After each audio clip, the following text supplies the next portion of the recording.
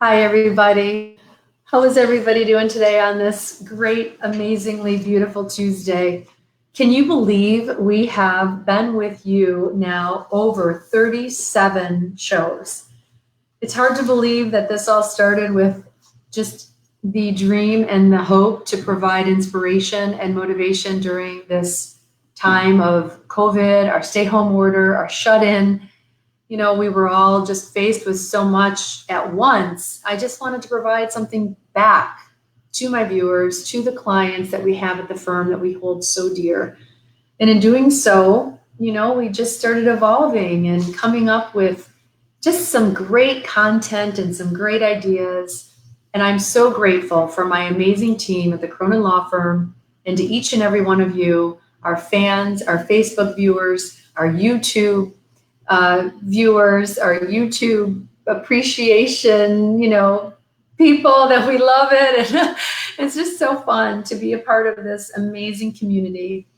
And today is our season finale of the Cronin Challenge2Change series. We are taking the month of August off. We all need a little break. And we're also going to regroup and revise and bring to you better and better content. So give us the month of August, and I promise you we'll be back better than ever. And we're going to be lining up some amazing guests, and we're going to be returning on September 1st. But I will continue to be providing you with some short live streams on co-parenting issues.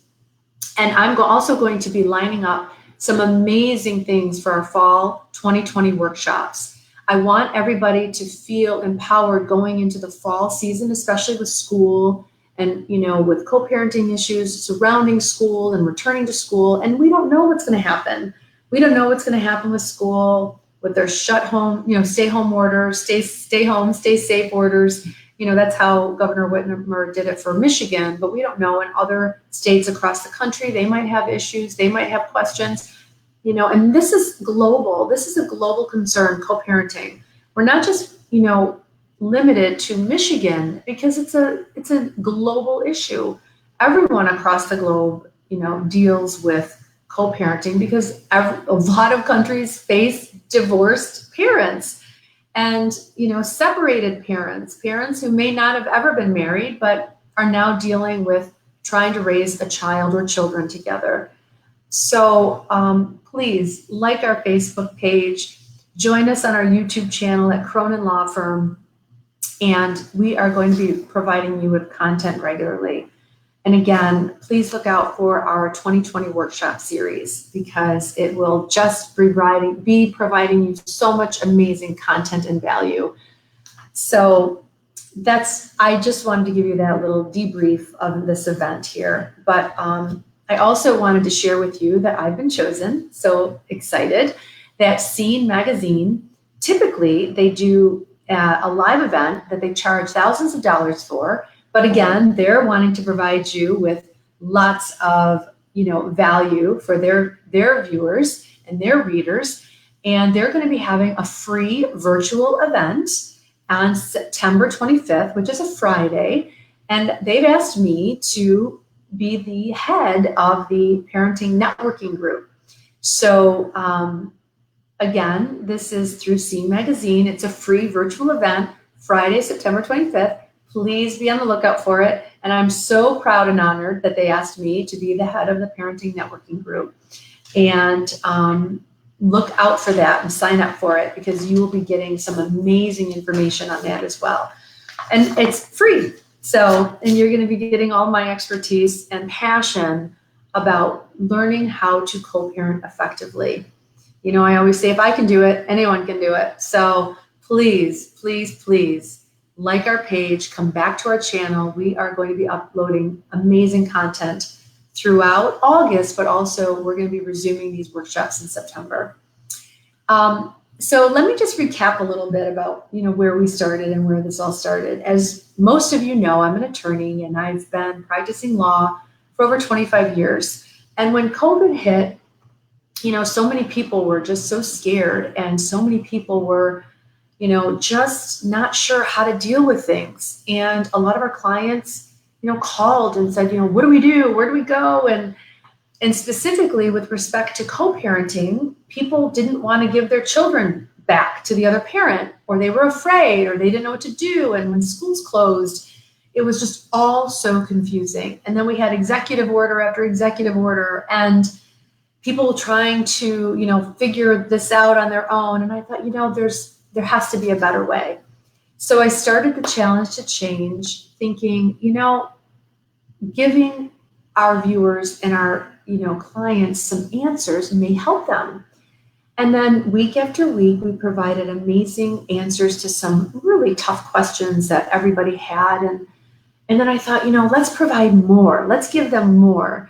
And, we had then the Cronin Law Show, which we were answering topics on many different areas of the law. And the Challenge to Change arose when I thought, people can do better. People can be better. Let's focus on how we can just make our families better, our communities better, and then from an idealistic perspective, our nation better, right? So we're always trying to do better and be better and look for better in the other person. But in order to look for better in the other person, well, we have to show up better too, right? So I came up with this Challenge to Change series because I wanted to challenge ourselves to be better. And then from week to week, my team came up with some amazing guests to deliver to you every week. And from those guests, we gave you stories of hope and inspiration.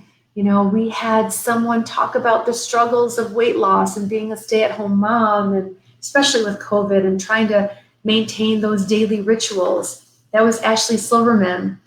And we had an elder care specialist talking about how she was really trying to work and adapt in the time of COVID and the stay-home orders, especially with her elderly care patients.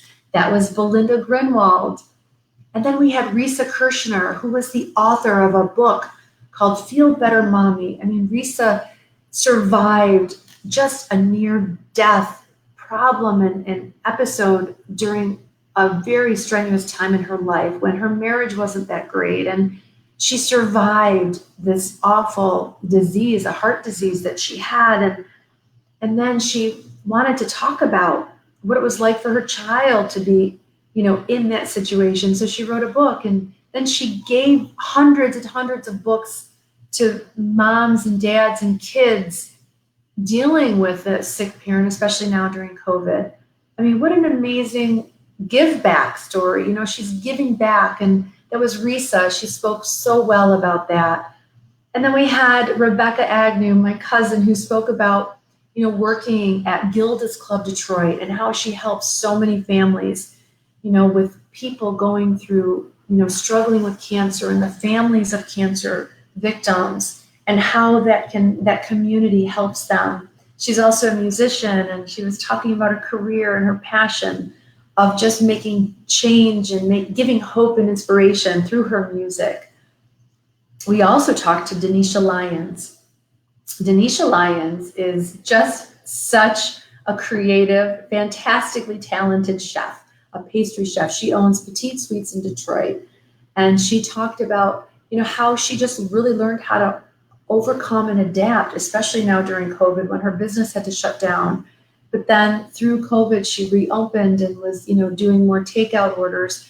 But, she had to scale back, especially because of all of the different, events that had to cancel.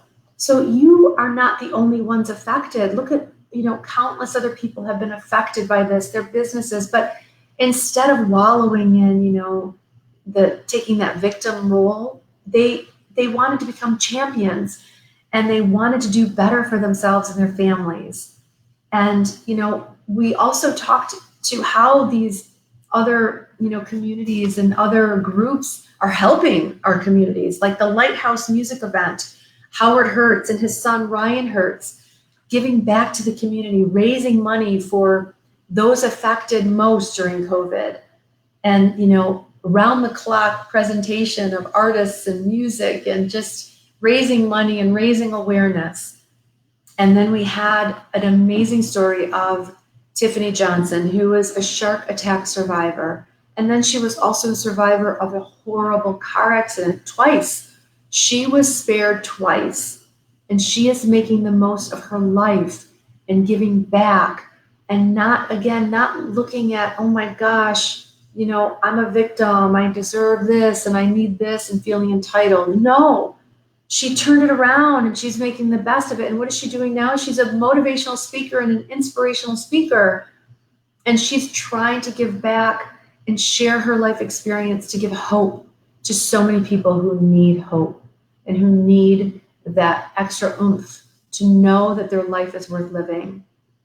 And I know that, throughout this COVID period that we're still all experiencing, race relations has been just such a hot topic, a hot button. And unfortunately, it is still an issue in our country and globally. But we have come so far as a nation. We have come so far. I don't want anyone to forget how far we've come. Do we have more work to do? Yes. But I think as a nation, we have more work to do in so many areas. Instead of being divided, let's come together. And we had Dr. Sabrina here talking about race relations, answering those tough questions. How can we come together? How can we put the past behind us and move forward? How can we stop looking at everything in, such a negative, derogatory way? Let's look at the positives. Look how far we've come. Years and years and years ago, do you remember when a Black man could not marry a white woman, or vice versa, when it was so frowned upon? Do you remember back in the day when nobody would even look at a Black president? Well, ladies and gentlemen, we elected a Black president to be our president twice, not once, but twice. So let's look at the positives. And if we need to, stop looking at the media, stop looking at just the headlines that talk about all the negative things, because we have a beautiful nation. And if we continue to tear it down, and if we continue to have all this violence in the communities and across the nation, well, then we're not holding dear our values and our truth, that we need to come together as a nation. And we cannot tolerate violence to that degree, not violence against any other person and not violence against our communities. That destruction is not healthy, ladies and gentlemen. And this whole idea of co-parenting and being kind to one another, take it one step further. It's not just about co-parenting our kids. It's about being kind to those we work with. It's about being kind to the person that may have a different viewpoint as you. It's about being kind to that other, public official. It's about being kind to that other police officer, even though you might not, be digging the police at the moment. It's about kind to being kind. It's about being respectful and holding those values. Simply because you may not agree with someone's viewpoint does not give you the right to be mean or disrespectful to anybody else. I don't know if you can hear me loud enough. Again, just because you disagree with someone's viewpoint does not give you the right to disrespect them. Okay? I know I'm coming across as preachy, but I'm a mom and I can do that. But we have to start somewhere. And until and unless we all agree on that common denominator, that we are all equal under our nation, I believe in God. So I believe, and I want to say, we are all equal under God. If you have a different belief system, that's entirely up to you. I'm respectful of your beliefs.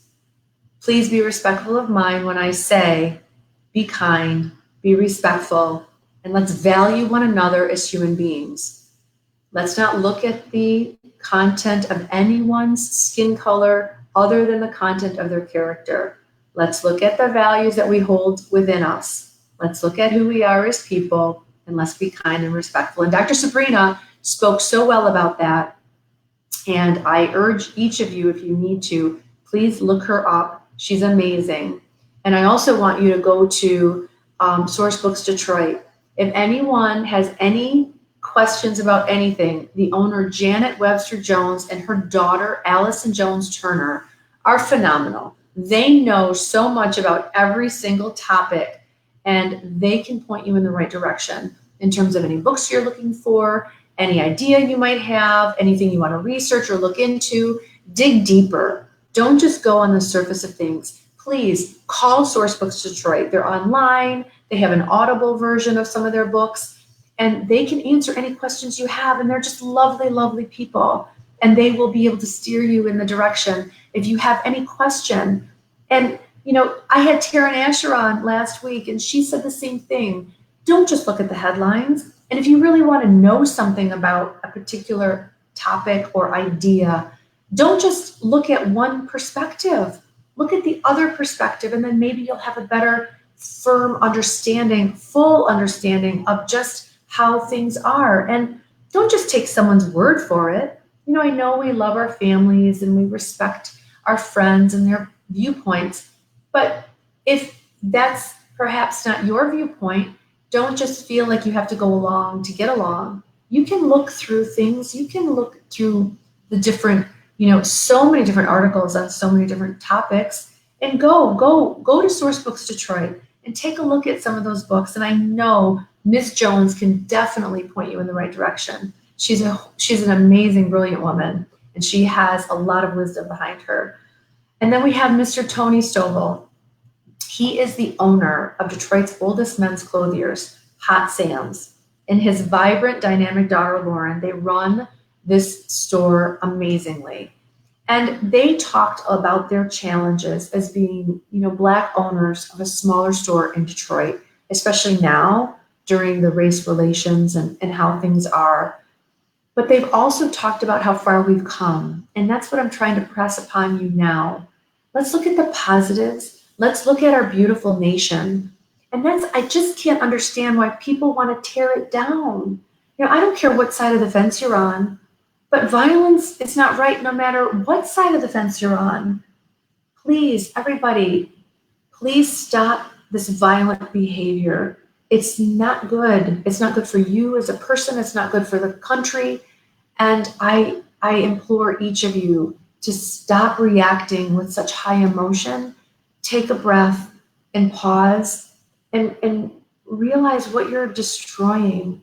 And don't light fires. Don't go into these cities and towns destroying home, storefronts and buildings.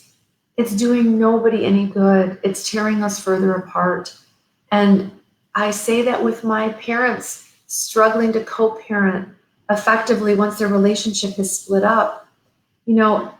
Tearing down the other person to make yourself feel better really in the end doesn't do anybody any good. And you're just living with that venom inside you.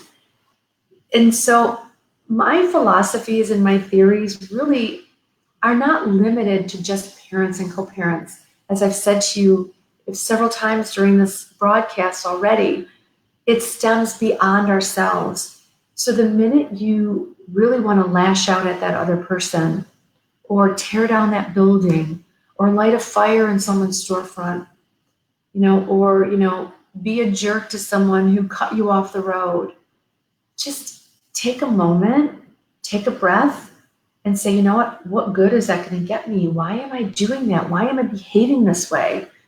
And then over time, or after a few minutes pass, that emotion, that high anxiety, that high anger won't be boiling up inside you so much. You have to learn how to control your anger and your emotions. And then we'll have better families, we'll have better communities, and we'll have a better nation. And getting back, I want to talk a little bit about Sheriff Chris Swanson. I interviewed him. He was the sheriff who knelt down against a violent protest. He disrobed, he took off his gear, his armor, he took down his battalion, he took off of his shield and his sword, so to speak, and he walked with his community.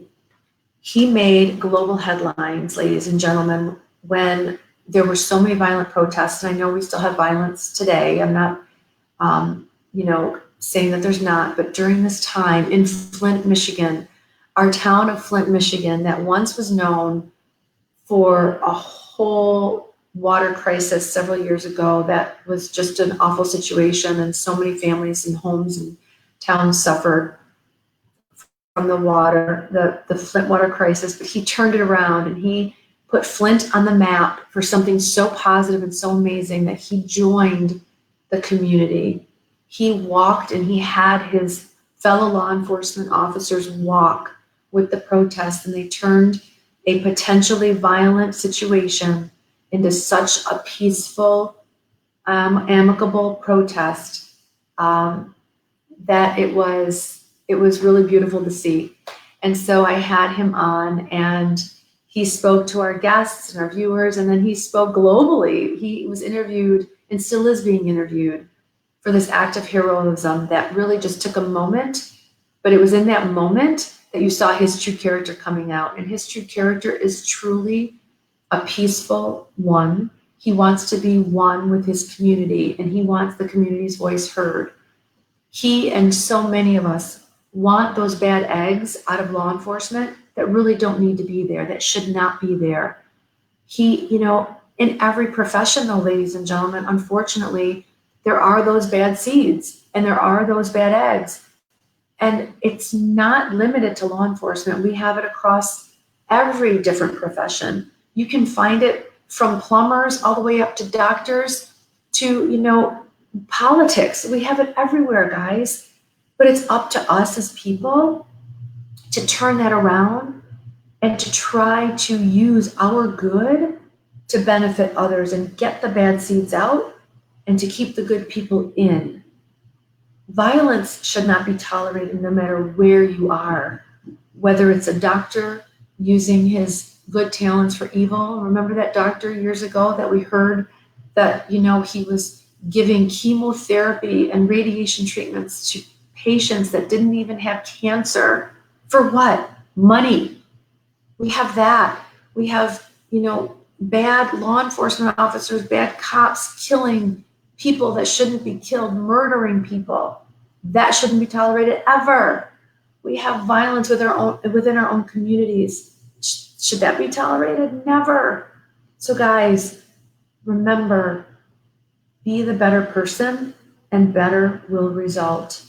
So after Sheriff Swanson, we talked with Kathy Saputo. Kathy Saputo was an amazing counselor. Throughout this stay-home order, we've seen not only violent behavior and our violence and our mental capacity challenged, but we've also seen our emotional capacities challenged. And even those people that are otherwise so tough and so resilient, they have seen their lives challenged in ways that they've never been challenged before. And we had Kathy Saputo talking about the mental health aspect. And we need to remember that so much of this, what we're talking about, is keeping our mental health in check, keeping our minds sharp. When we keep our minds sharp and when we keep to our daily rituals, whatever that is for you, to help you get along in the world of today, make sure you keep your daily rituals, you know what those are, and you take some time for yourself, and a lot of these watches now, these techie watches will have, moments to breathe and moments to do other things, walk, get out, read. Take some time for yourself to decompress, and you'll be all the better for it. And then after we had Kathy Saputo, we had Dr. Joel Kahn, a globally known medical science expert, a physician, a cardiologist, who was talking about how we take care of ourselves, physiologically and physically to make sure we're the best people we can be. Because, our bodies are composed of our cells are humans, are human beings. We are both mind and body together. And we have an emotional aspect to us. So unless our bodies and our minds are all working together cohesively, then that's the best version of ourselves. And then we can be better emotionally. So it's like, it's all of us coming together, all of our body parts, our mind, our body, our spirit. I really believe that until we can work with those three components into one, then we'll be the best versions of ourselves. So remember, follow a healthy diet, follow a healthy regimen, read healthy things, keep your minds positive and focused, and you will be better people. Then you will be better co-parents, and then you will be better in our communities. And no more violence, people. That should be zero tolerance, period. I spoke about Taryn Asher, and then last week, the last but not least, was Chief James Craig. Chief Craig of Detroit, Michigan, has devoted his entire life to public service. He is truly a force, and he is an amazing example of how we can come together to bridge the gap, not only in our communities, but with race. He is a Black man in a chief law enforcement position. You don't think he's seen his share of challenges in his lifetime? Well, I wanted to talk with him about all of those challenges in depth, but unfortunately our audio on Facebook was stymied. We're working on that, and we're hoping to get that out to you. I did record half of the show, and once our audio is fixed through Facebook, I'm hoping that you will be able to see that as well. But until then, we are working on getting another segment with Chief Craig. He did promise to be on our show in the weeks to come, so please be on the lookout for that. So, ladies and gentlemen, I hope you don't take all of my talking and ranting as too much lecturing. I just want us all to be just living joyful, peace-filled lives. I don't think that's too hard. And I know some of you think, oh my gosh, I just can't survive another day. We had Ryan Beal on the show. He is an amazing therapist. He now has a great university program that is designed to help younger people, teens and adults, learn how to cope with mental illness, suicidal ideation, and suicide attempts and actual suicide rates are astronomical. And during the stay-home order, we had seen that number increase to a devastating number.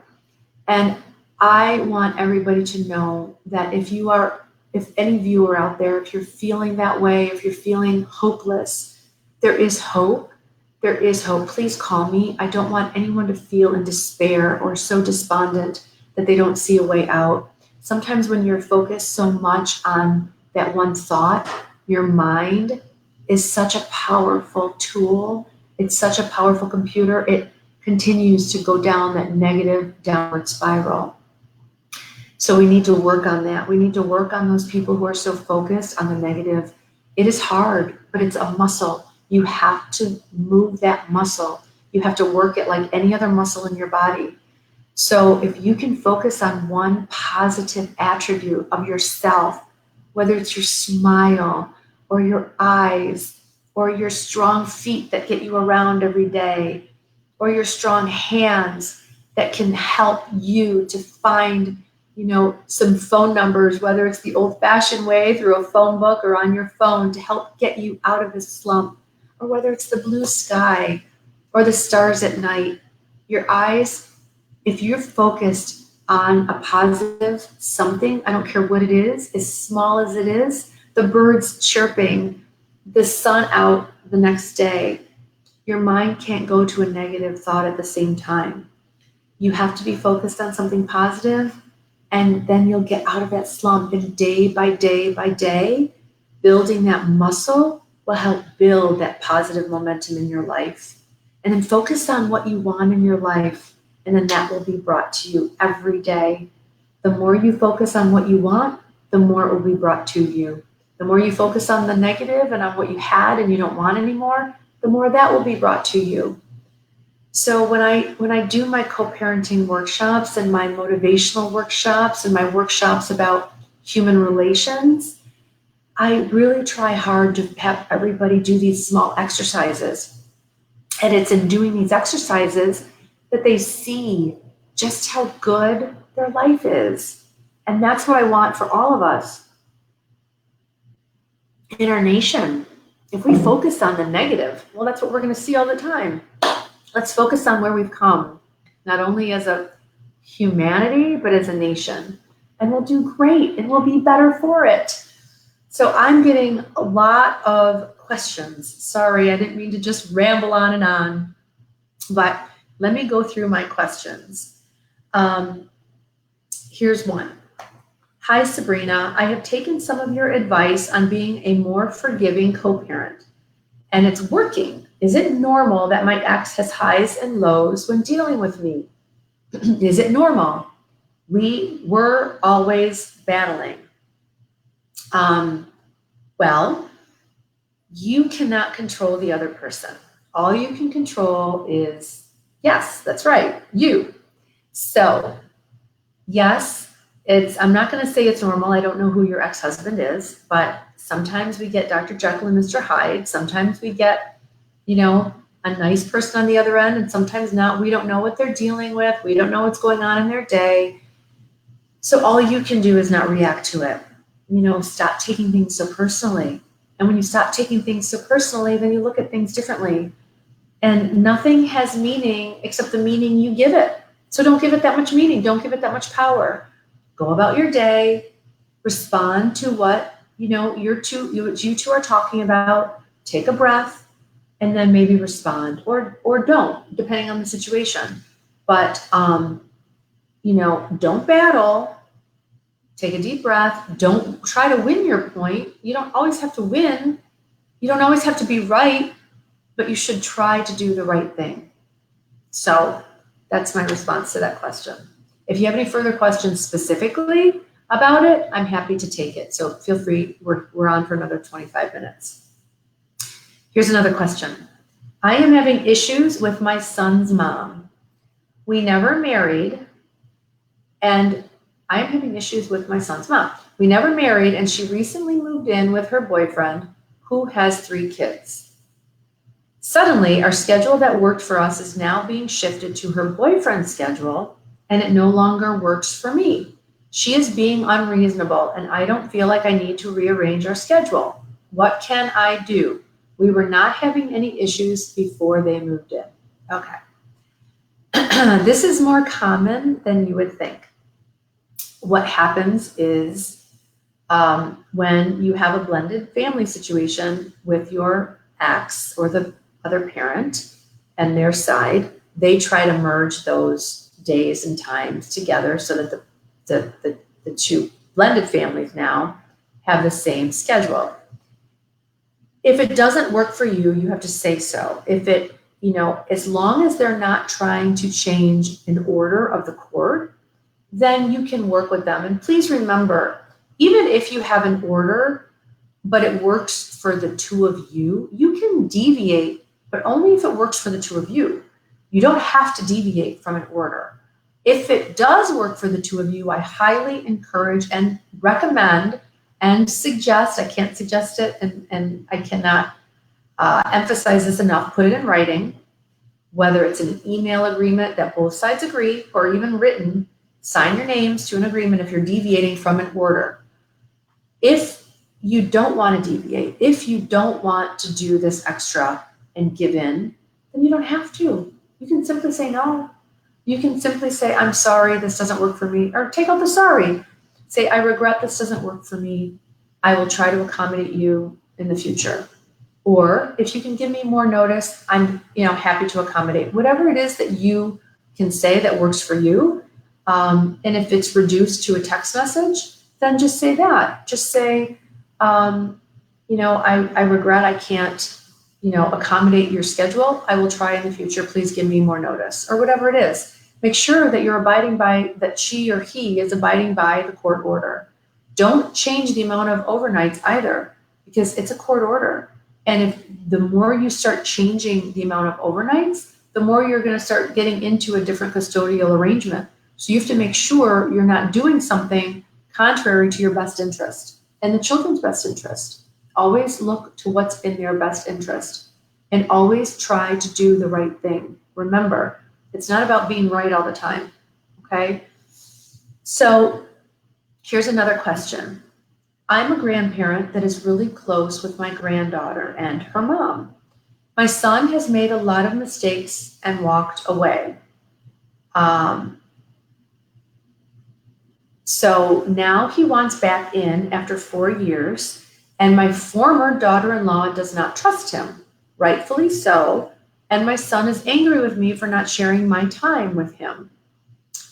I feel he needs to earn it with his ex, and I don't want to lose my daughter-in-law's trust. How can I exist in this circle? I don't want to be involved, yet I'm involved. Well, you are in a rare situation in that you are closer to your former in-law than you are with your own son. So that's a tough one. And in Michigan, grandparents' rights are really non-existent. The only way they really exist is if you have that relationship with the parent of those children. So the fact that you have that relationship with your former daughter-in-law is great. But I would highly recommend also, if you want to talk to your son, there's no harm in that. Reaching out to your son, you can have a relationship with your son, but in terms of getting in the way or interfering with what's a court order, you can't and shouldn't. If you have a relationship with your former daughter-in-law to the point where she's letting you see your granddaughter, well, then I would still ask her opinion and ask your former daughter-in-law's, opinion, because it's truly her right to give, not yours.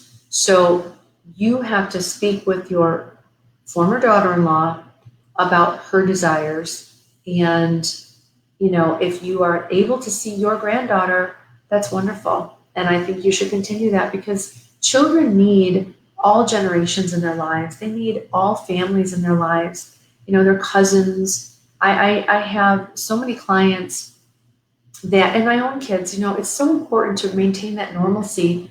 And I always say, even if the two parents aren't together anymore, it's still a family. I mean, just because the two parents split up doesn't mean that the families can't try to get along for the benefit and betterment of the children.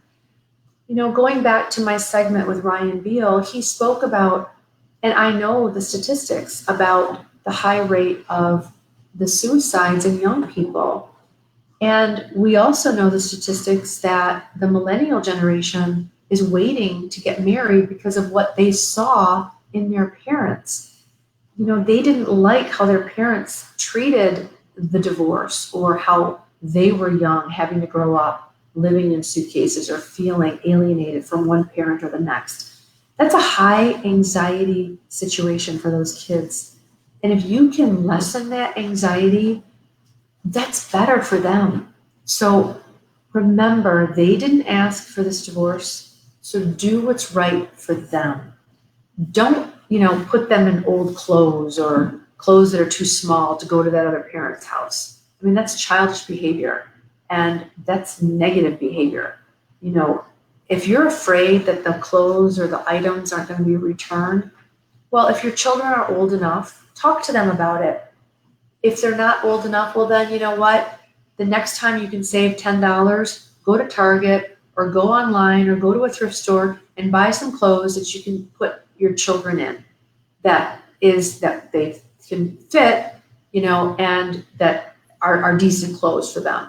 So don't punish them for having to go back and forth. They didn't ask for this divorce. Always remember that. And stop the disparaging comments about each of you to the children. Don't do that. That just breeds anxiety in those children like you cannot believe. So I'm going to get back to the next questions. I'm a grandparent. Whoops, that was the one I just read. Here's another question. Sorry about that, guys. My husband took our children on a play date and was exposed to COVID. He has to quarantine for the time being, but insists he should still have the kids on the weekend. I am telling him no because the kids can bounce it back and forth between us. I offered a makeup weekend. Is it unreasonable for me to put my foot down? Okay, so this has been a hot topic, obviously, with COVID. And it was also a hot topic for a lot of our clients and our viewers who are working the front lines in the healthcare field. So the court came down and ordered that all parenting time and custodial orders prior to COVID had to remain in place during COVID. That's a given. However, if you believe that your children may be exposed with the other parent, then that other parent has to be reasonable and say, okay, for the 2 weeks, I'm going to limit my exposure to my kids, but I do get makeup parenting time. That is a very reasonable limitation and boundary for the health of your children and for the health of other people, because we know that children can be carriers, and now we're seeing children can be infected as well. So you want to be safe, you want to be cautious. We know that the coronavirus is real, it's out there, and it can have devastating effects on some people more than others. We don't know how certain things are affecting people until you get it. Sometimes people don't have any symptoms and they're transmitters. Sometimes people get full-blown, infections and die. We've seen it. So if this is a bone of contention with the other parent and they still insist on seeing that child, if you share joint legal custody, you both have a voice in that. You can say, no, I'm not letting you see the children this weekend, but I will give you makeup parenting time after the 2 weeks quarantine is over, so long as you haven't been re-exposed. They have to be responsible adults as well. And they owe you an explanation of where they've been, who they've been exposed to, and to really make sure that your children are safe. And if you fear for that, then you hire a lawyer and you make sure your children's rights are being protected, because the court is taking this very seriously. And if one parent is not taking it seriously, most courts will not look favorably on that. So you do have a valid point as a joint legal custodian. If you don't have joint legal custody, well, then you have a different situation. So that's a huge caveat. Unless you have joint legal custody, you don't really have a voice in that. So most of you, though, do have joint legal custody. Remember, there are two types of custody: legal and the physical, which is really reduced to parenting time now in Michigan. So look at that, make sure you have joint legal custody, and then both of you have an equal voice in that. But remember, the courts will look to what's in the best interest of those children. But you cannot deny parenting time without makeup. So make sure you get that in writing in the makeup parenting time, and make sure you follow through with that, both sides. Here's another question. I recently learned my wife had an affair with a neighbor. His wife is not aware of this, but I am furious. I am thinking about telling her, but my wife has managed to inform the neighbor, and now he is being aggressive and combative towards me in an attempt to keep me away from his wife. This has now caused a huge issue, as I have been accused of trying to steal something from his garage as a reason to make me the villain. I also just served my wife papers, but now my character is being tarnished in a neighborhood where I lived 3 years before I married my wife. What should you suggest? She has no ownership or rights to my house, but has caused a major mess. So who has caused a major mess? I'm not really sure of that. Okay, so my team is saying the wife has caused a major mess. The wife of the man, or the wife of the wife had the affair. The wife had the affair. With the neighbor. The neighbor. So is it the neighbor's wife? The neighbor's wife doesn't know. He wants to tell her. Okay, so this is tough. This is tough because this is really a moral choice. This is beyond a legal issue.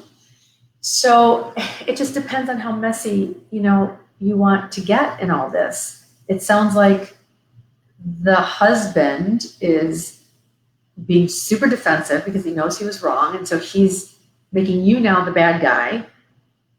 And, It's that saying, he who doth protest too much, right? So he's making you the villain. I've always had the mindset that the truth will find a way to come out eventually. Truth always surfaces, whether it's in 1 year or 5 or 10. Sometimes you have to be very patient for the truth to come out, but it usually does.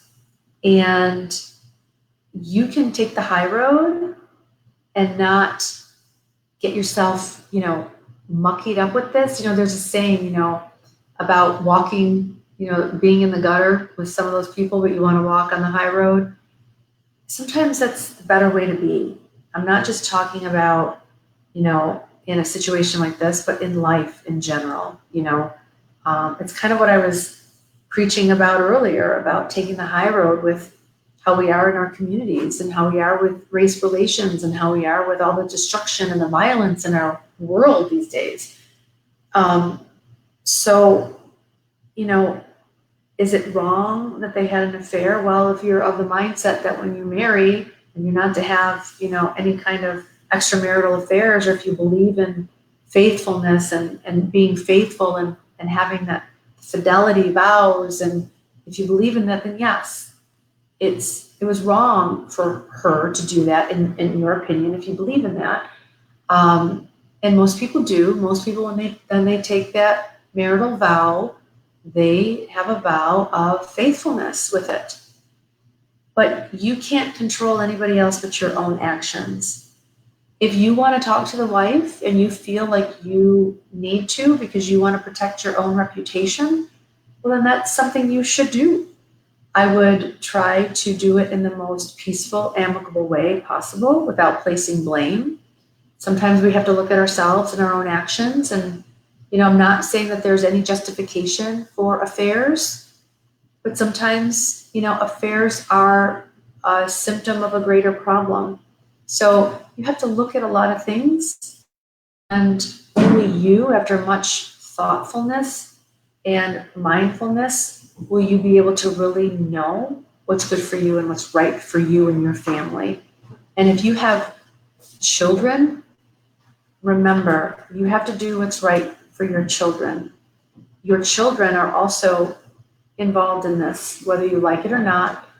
And, you want to make sure that your neighbors are being kind to your children. So you don't want to do anything to jeopardize that either. And you don't want any, scuttle or, negative reputation in the community.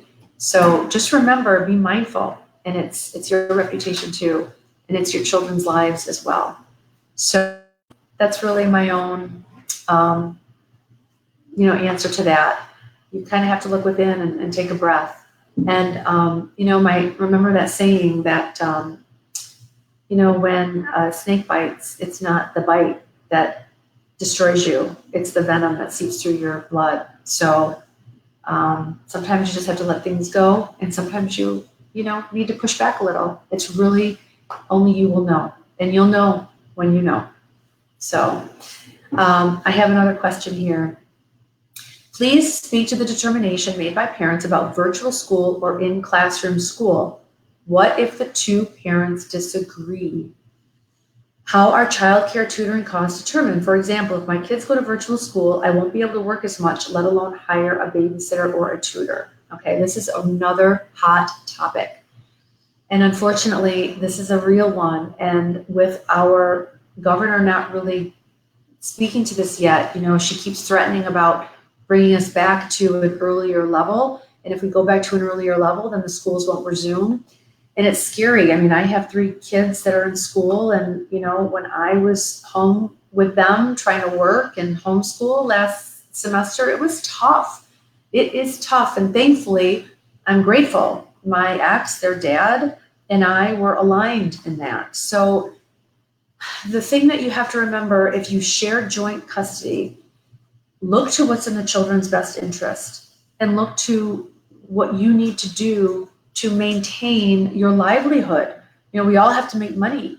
And if you have to go to work and your other parent is mandating a virtual school, well, then that other parent might have to step up.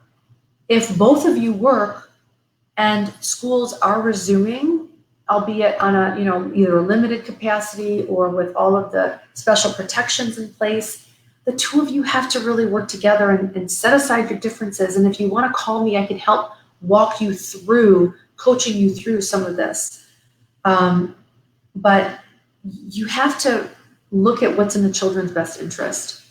But that is a little broader, because if you can't make a living, and if your job is going to suffer, and you need to pay the rent or pay the mortgage, get your children, their much needed lunch money, or pay support, whatever it is, well then that's the bigger picture. So sometimes you just have to suck it up, suck it up, buttercup, and do the right thing for your kids, because this ain't no dress rehearsal, and your kids are only this age one time. So to make a difference in their lives, whether it's in classroom or virtual learning, you have to do what's right for them, for both parents. You both agree. If you have joint legal custody, you both have a say. But you better come to terms with that pretty quickly and have a plan, because if you don't have a plan, well, then it's going to go sideways really quickly. And if you need to, get it in writing, okay? And if you need a law firm to help you with this, please call me at the Cronin Law Firm. My team and I are ready, willing, and able to assist you around the clock, all right? So remember, have a plan. I have one last question. Oh my gosh, it's already 12:25. How fast time flies. Question. So in a major change of life circumstance, me and my husband have decided to make a parenting flip.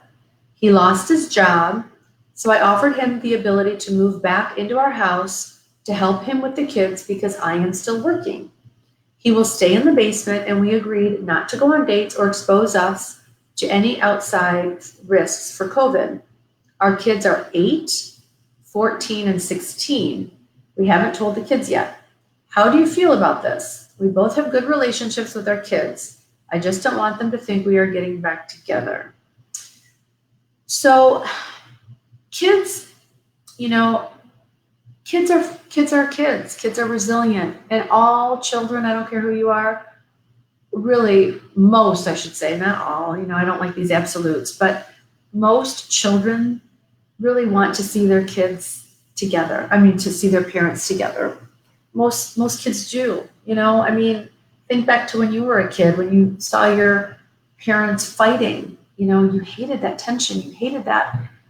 If they see that you are doing that for the sake of them and their well-being, then they'll be like, you know what? Mom and dad were able to set aside their differences out of love for us. And why don't you say that to them? Say, your mom and I, or your dad and I have come a long way, and maybe have a joint meeting. I suggest you getting your 3 children together and the 2 of you in one room, and answer their questions honestly and openly, but age appropriately. You don't have to give them too much information, but be age appropriate in your response, and you'll know what that is. If you have good values, you'll know what that is.